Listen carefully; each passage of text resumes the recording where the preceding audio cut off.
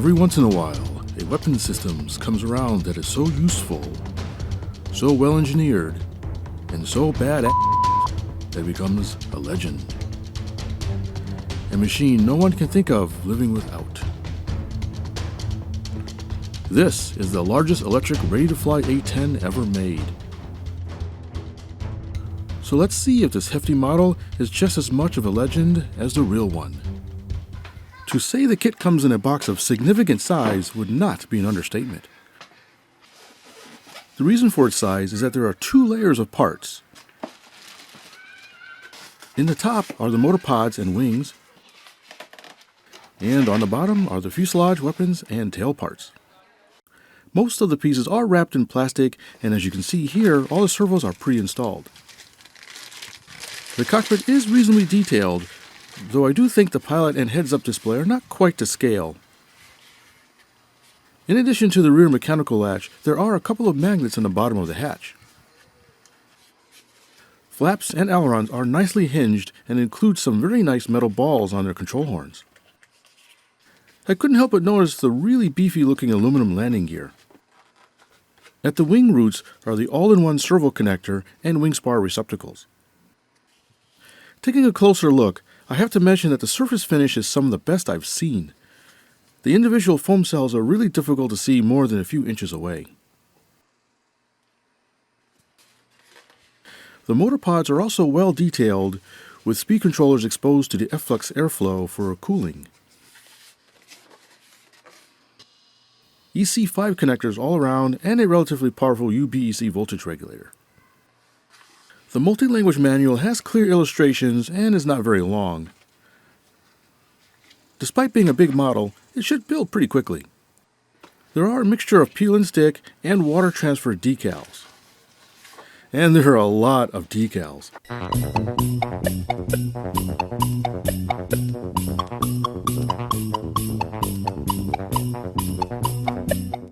Another nice touch is a placement guide for several squadron schemes.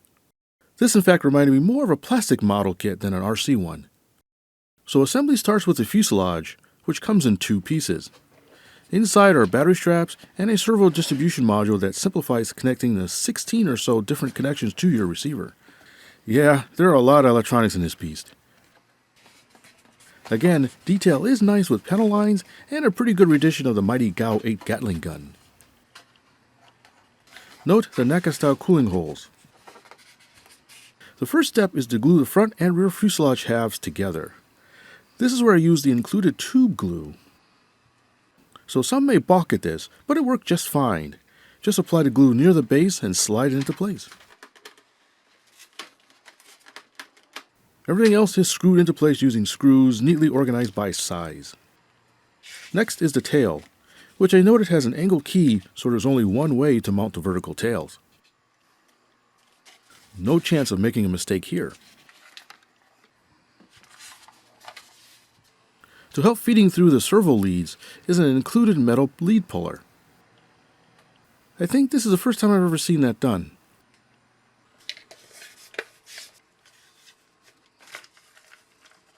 Once the leads are pulled through, simply screw on the verticals, and then the whole assembly onto the fuselage. Then repeat with the power pod. Reveal the wing slots by pulling off the protective tape, install the wing spars, then slide the wing into place while attaching the electrical connector. More screws attach the wings, targeting pod, and ventral fins. For an extra touch, glue in the fake antennas. The length of the various control rods are noted in the manual. Also note that the ball links have a preferred side to slip over the balls, which is donated by a small ring around the hole in the plastic. If you put them on the wrong way, the movement may not be as smooth. Then just pop on the keeper, like that, and done. Weapons are held on by a clever sliding key mount.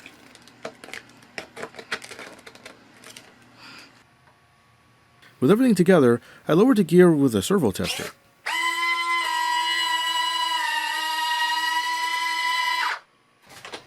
Of course, without the batteries, it's just tail sitter. Finally, it was time to hook up the radio and set up the controls.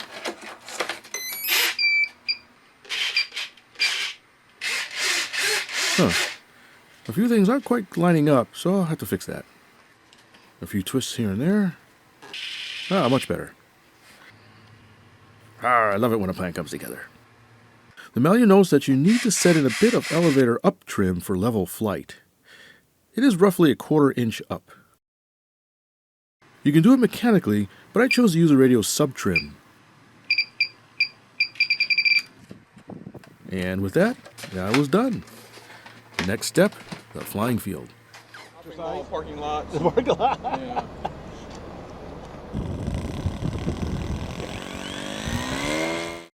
The A-10 is a big beast with 2 thirsty motors, so I chose to use 2 5500 mAh 6-cell battery packs, which had no problem fitting in the fuselage.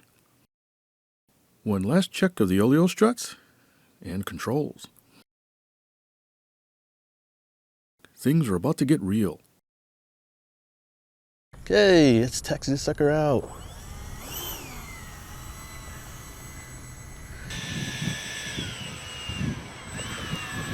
Taxiing out, I first had to do the wind dance. Which way is the wind? It is actually the other way. I'm going on the other way. Alright, control check. Right, left, right, up, down. Let's see, let's go hunting for some Iraqi columns. There goes nothing.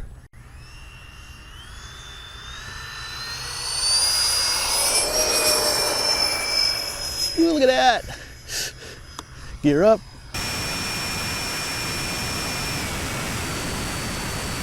Oh, it handles nice. Throttle back a little bit. Trims are pretty good. Speed's nice. Throttle back about half throttle. Look at that.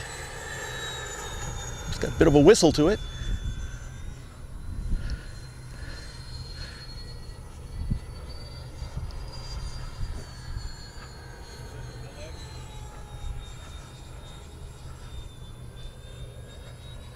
Bring her in.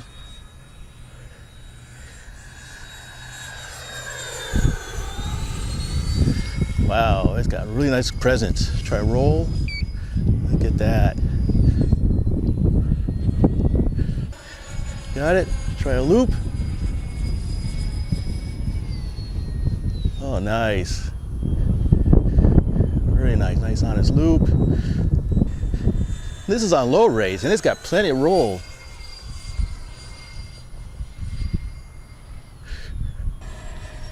Knife edge, kind of. Oh yeah, it will. Need some down elevator coupling, but.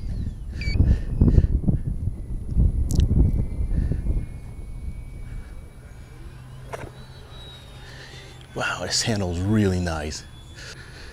This thing's like flying a nice sport plane.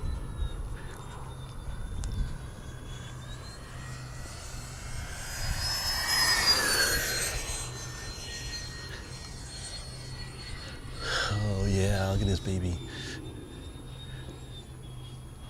Let me try some low speed handling. Power off, no flaps. Wow, the thing just floats. Look at this. Still no power. More up, more up. Go back further out a little bit. More up. Straight up. Wow, this thing doesn't stall. Look at that. The fun ended all too soon, and it was time to bring her in. There's my timer. You're down.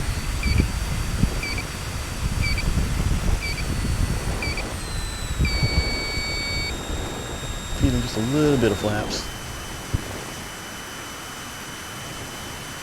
With flaps down, I really didn't notice much of a pitch change. Keep just a touch of power in. Though I did botch the flare a bit. Oh, as she settles in, look at this. Oh! Nice. Kind of settles in with the flare. Those are partial flaps. Oh, that's very nice.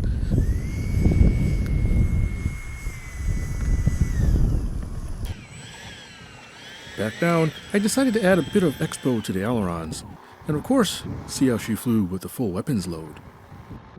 The diverse weapons really gives it character. Time for round 2. Time to kick butt and chew bubble gum. I'm all out of bubble gum. Hey, we got a full load of armament. Let's see how different it makes it.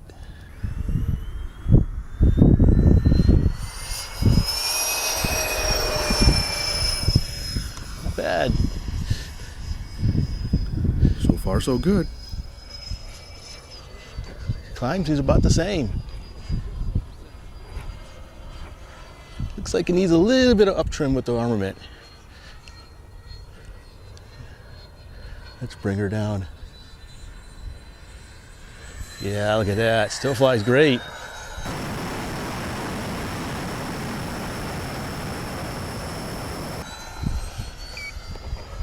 To roll just as well. Try a loop.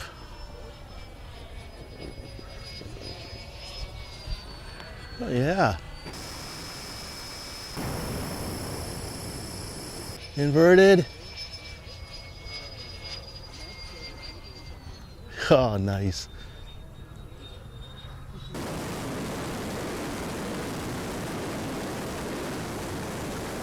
Still got the whistle to it. Try a stall. Throttle back. Went into the wind. Flaps up. Oops, slows down a little quicker. Full up, up, up, up. Very nice. Still very well balanced, well handled. Look at that little bit of fugoid. Feed the throttle back in. All good, so I decided to get frisky. Look at that, inverted with the weapons. Seems to like it pretty good. Try a low pass.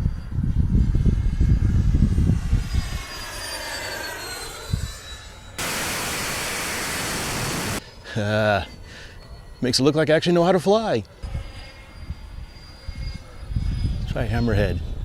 Full rudder, kind of has a roll coupling. It's kind of neat though. Nice is it flies just equally happy at partial throttle. You can kind of putt around. Do some practice gun runs.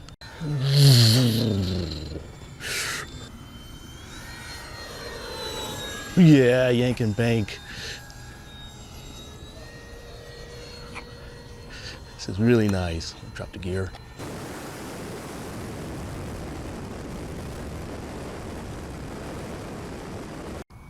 See if I can make a better landing this time.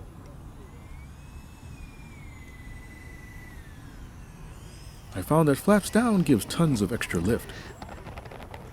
A little long, but very nice. Really long. Surprised how long it went, even with the missiles. Whoops. It's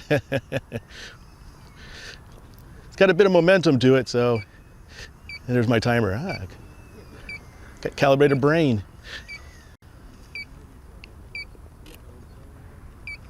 Had to put a little bit of expo in the rudder for the tail. The nose gear was a little sensitive.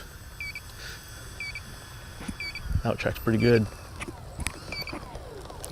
Foam constructed model airplanes have come such a long way from those coarse-skinned, repurposed drink coolers of decades past. I continue to be amazed at how well companies are able to get the surface finish so nice and the impressive engineering that goes into these models. Freewing seems to be at the leading edge of foamy electric jet designs, and it really shows with this A-10. I've always liked the real A-10 a lot, so much so that I never actually thought it looked ugly. If in another life I was a fighter pilot, flying an A-10 would be high on my list. Now this is a fairly big model, and big models have their own unique engineering challenges. However, I did not notice anything with this model that I thought was of questionable design. And I also think that the optional 90mm fan nacelles was a marketing genius. That said, I was completely happy with the performance of the stock 80mm fans, and I say this as someone who likes to fly 8 and 10 cell fan setups. Best of all, this model simply flies like a well-balanced sport plane. It is probably the most unjet-like jet I've ever flown, and I mean that in a good way. So don't let its size intimidate you. It is just one big teddy bear. Finally, you're probably wondering why I didn't put any decals on this. And well, I actually plan to do a custom paint and decal scheme for it. So in the interest of time, I flew it naked. I have a great scheme in mind, and I most likely will make a follow-up video of the new look. So in summary, this new Freewing A-10 is a great flying model with real presence in the air and on the ground.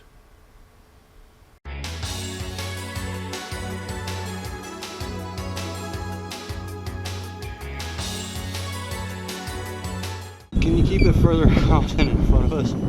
Oh, stop your bitching.